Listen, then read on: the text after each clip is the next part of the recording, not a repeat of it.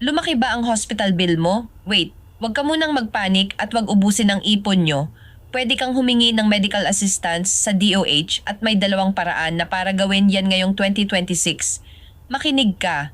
Sino ang pwede dito? Pwede ang indigent na walang trabaho at pwede rin yung financially incapacitated. Ibig sabihin may trabaho ka pero hindi sapat sa sobrang mahal ng operasyon o gamutan. Paraan 1, walk-in sa ospital. Pumunta ka lang sa Malasakit Center o Medical Social Worker ng government hospital para i-assess ang bill mo. Paraan 2, gamitin ang eGovPH app para iwas pila. I-search ang IMA-IFIP, piliin ang partner hospital at i-upload ang valid ID at hospital bill mo doon mismo sa cellphone. Kung nasa government hospital ka, ihanda mo ang original assessment ng social worker, hospital bill, reseta at ID. Pero kung nasa private hospital ka, kailangan mo ng sertipikasyon na walang bakante sa public hospital o emergency case ito kaya doon kayo napunta.